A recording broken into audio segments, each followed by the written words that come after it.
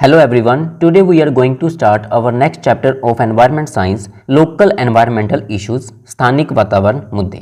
ਸੋ ਸਾਡਾ ਪਹਿਲਾ ਪ੍ਰਸ਼ਨ ਹੈ, ਸ਼ਹਿਰਾਂ ਵਿੱਚ ਵਾਤਾਵਰਣ ਨੂੰ ਪੇਸ਼ ਆ ਰਹੀਆਂ ਸਮੱਸਿਆਵਾਂ ਕਿਹੜੀਆਂ ਹਨ? ਅਤੀ ਜਨਸੰਖਿਆ, ਪ੍ਰਦੂਸ਼ਣ, ਕੂੜੇ ਕਰਕਟ ਨੂੰ ਸੁੱਟਣਾ। ਸੋ ਉਪਰੋਕਤ ਦਿੱਤੀਆਂ ਗਈਆਂ ਸਾਰੀਆਂ ਹੀ ਸਮੱਸਿਆਵਾਂ ਸ਼ਹਿਰਾਂ ਵਿੱਚ ਵੇਖਣ ਨੂੰ ਆਮ ਮਿਲਦੀਆਂ ਹਨ। ਸਾਡਾ ਅਗਲਾ ਪ੍ਰਸ਼ਨ ਹੈ, ਕਾਂਗਰਸ ਗ੍ਰਾਸ ਭਾਰਤ ਵਿੱਚ ਕਿਹੜੇ ਦੇਸ਼ ਤੋਂ ਆਇਆ ਸੀ?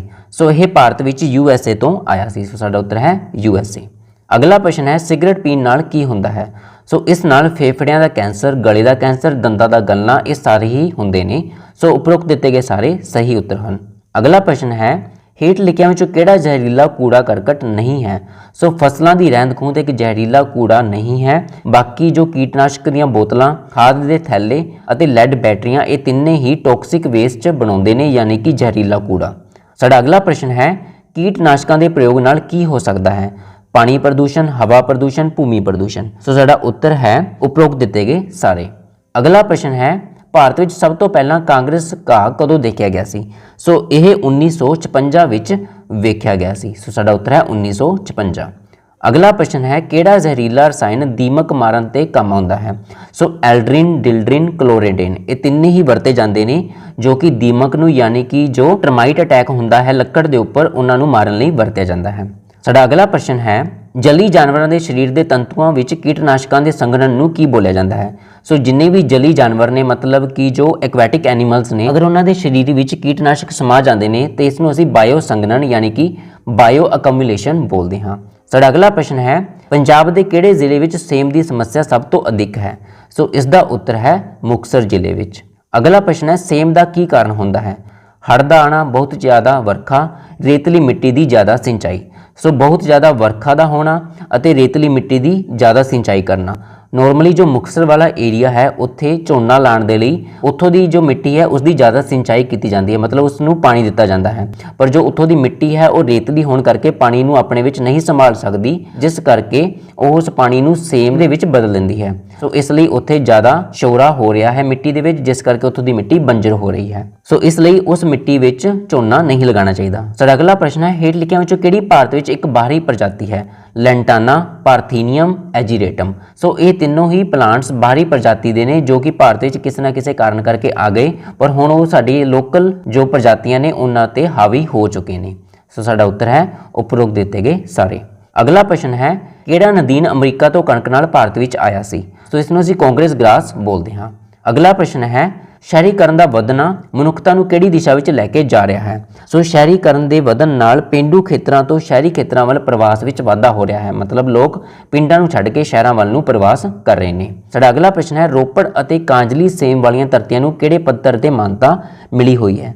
सो इसनूं नैशनल पद्धर यानी कि राष्ट्रीय पद्धर उपर मान्यता प्राप्त है। अगला प्रश्न है, खेतीबाड़ी नाल होने वाले प्रदूषण नूं किवें घट किया जा सकता है?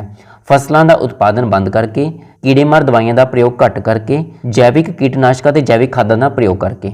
सो कीड़ेमार दवाइयां का प्रयोग घट करना जो कि कैमिकल्स ने, अते जैविक कीटनाशकों ते जैविक खादां का प्रयोग ज़्यादा करना जो कि नैचुरल तरीके नाल बनाई जांदियां ने।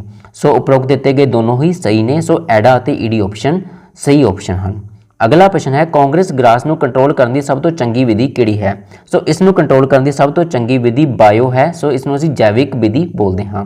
अगला प्रश्न है साडे कोल, सिगरेट के धुएं विच किन्ने तरह के कैंसर कारक हुंदे ने? सो इस विच कुल 43 तरह के कैंसर कारक ने जो कि कैंसर नूं पैदा करते हैं। साडा अगला प्रश्न है, ज़्यादातर किहड़ी श्रेणी के कीटनाशकों का प्रयोग करके बायोमैग्नीफिकेशन पैदा होती है? सो इसनूं असीं ऑर्गेनोक्लोरोनाइड्स बोलते हैं। सो साडा उत्तर है ऑर्गेनोक्लोरोनाइड्स। साडा अगला प्रश्न है, जल खेतरां विच खेतां दे निकास होए पानी कारण काई अते होर जली पौधों के बहुत ज़्यादा विकास नूं की बोलिया जाता है? सो इसनूं असीं यूट्रोफिकेशन बोलते हैं कि अगर जो जली पौधे ने या जली काई है उसकी जो मात्रा बहुत ज़्यादा वध जाती है पानी विच, इसनूं असीं यूट्रोफिकेशन बोलते हैं, जो कि आम तौर पर खेतों तो निकास होए पानी तो पैदा होंदी है, क्योंकि उन्हां पानियां दे विच फर्टिलाइजर्स खादां वगैरह मिलियां होंदियां ने जो कि जल दे विच बहुत सारे जली पौधों का वाधा करते हैं, जिसनूं यूट्रोफिकेशन बोलिया जाता है। एक साल विच अपने जीवन चक्कर नूं पूरा करने वाले नदीनां नूं की बोलिया जाता है? सो इसनूं असीं सालाना नदीन बोलते हैं जो कि अपना पूरा जीवन चक्कर एक साल विच पूरा कर लेंदे ने। अगला प्रश्न है, किहड़े नदीन का एक ही पौधा 18,000 बीज पैदा कर सकता है? सो इसका उत्तर है मेवीड। अगला प्रश्न है, हेठ लिखियां विचों किहड़ा खून चूसण वाला नदीन है? अमरवेल, ब्रूमरेप, विचवीड, उपरोक्त दिते गए सारे। ਸੋ ਉਪਰੋਕਤ ਦਿੱਤੇ ਗਏ ਸਾਰੇ ਹੀ ਸਹੀ ਉੱਤਰ ਹਨ। ਸਾਡਾ ਅਗਲਾ ਪ੍ਰਸ਼ਨ ਹੈ ਕਿਹੜਾ ਨਦੀਨ ਖਾਣ ਕਰਕੇ ਗਾਵਾਂ ਦਾ ਦੁੱਧ ਖਰਾਬ ਹੋ ਜਾਂਦਾ ਹੈ। ਸੋ ਇਸ ਦਾ ਉੱਤਰ ਹੈ ਵਾਈਲਡ ਅਨੀਅਨ ਜਾਂ ਫਿਰ ਜੰਗਲੀ ਪਿਆਜ਼। ਅਗਲਾ ਪ੍ਰਸ਼ਨ ਹੈ ਕਾਂਗਰਸ ਘਾਹ ਨੂੰ ਹੋਰ ਕੀ ਬੋਲਿਆ ਜਾਂਦਾ ਹੈ। ਸੋ ਇਸ ਨੂੰ ਗਾਜਰ ਬੂਟੀ, ਗੰਦੀ ਬੂਟੀ ਜਾਂ ਚਟਕ ਚਾਂਦਨੀ ਬੋਲਿਆ ਜਾਂਦਾ ਹੈ। ਸੋ ਉਪਰੋਕਤ ਦਿੱਤੇ ਗਏ ਸਾਰੇ ਹੀ ਸਹੀ ਉੱਤਰ ਹਨ। ਅਗਲਾ ਪ੍ਰਸ਼ਨ ਹੈ ਕਾਂਗਰਸ ਘਾਹ ਦਾ ਵਿਗਿਆਨਿਕ ਨਾਮ ਕੀ ਹੈ। ਸੋ ਇਸ ਨੂੰ ਅਸੀਂ ਪਾਰਥੀਨੀਅਮ ਹਿਸਟਰੋਫੋਰਸ ਬੋਲਦੇ ਹਾਂ। ਸੋ ਇਸ ਦਾ ਉੱਤਰ ਹੈ ਪਾਰਥੀਨੀਅਮ ਹਿਸਟੀਰੋਫੋਰਸ। ਅਗਲਾ ਪ੍ਰਸ਼ਨ ਹੈ ਕਾਂਗਰਸ ਘਾਹ ਦੱਖਣੀ ਭਾਰਤ ਵਿੱਚ ਸਭ ਤੋਂ ਪਹਿਲਾਂ ਕਿਹੜੇ ਸਾਲ ਵਿੱਚ ਦੇਖਿਆ ਗਿਆ ਸੀ। ਸੋ ਇਹ 1956 ਵਿੱਚ ਦੇਖਿਆ ਗਿਆ ਸੀ। ਸਾਡਾ ਅਗਲਾ ਪ੍ਰਸ਼ਨ ਹੈ ਕਾਂਗਰਸ ਘਾਹ ਕਿਹੜੀ ਪ੍ਰਜਾਤੀ ਨਾਲ ਸੰਬੰਧਿਤ ਨੇ। ਸੋ ਇਹ ਪਲਾਂਟਸ ਦੀ ਕੰਪੋਜ਼ਿਟੀ ਯਾਨੀ ਕਿ ਐਸਟ੍ਰੇਸੀ ਫੈਮਿਲੀ ਨਾਲ ਸੰਬੰਧ ਰੱਖਦੇ ਨੇ। ਅਗਲਾ ਪ੍ਰਸ਼ਨ ਹੈ ਕਾਂਗਰਸ ਘਾਹ ਵਿੱਚ ਕਿਹੜਾ ਰਸਾਇਣ ਪਾਇਆ ਜਾਂਦਾ ਹੈ। ਸੋ ਇਸ ਵਿੱਚ ਪਾਰਥੇਨਿਨ, ਫਿਨੋਲਿਕ ਤੇਜ਼ਾਬ ਜਾਂ ਐਨਿਸਿਕ ਤੇਜ਼ਾਬ ਤਿੰਨੋਂ ਹੀ ਪਾਏ ਜਾਂਦੇ ਨੇ। ਸਾਡਾ ਅਗਲਾ ਪ੍ਰਸ਼ਨ ਹੈ ਕਾਂਗਰਸ ਘਾਹ ਕਰਕੇ ਹੋਣ ਵਾਲੀ ਚਮੜੀ ਰੋਗ ਨੂੰ ਕੀ ਕਿਹਾ ਜਾਂਦਾ ਹੈ। ਸੋ ਇਸ ਨੂੰ ਅਸੀਂ ਕੰਟੈਕਟ ਡਰਮੇਟਿਸ ਬੋਲਦੇ ਹਾਂ, ਜਿਸ ਨੂੰ ਚਮੜੀ ਦਾ ਰੋਗ ਬੋਲਿਆ ਜਾਂਦਾ ਹੈ।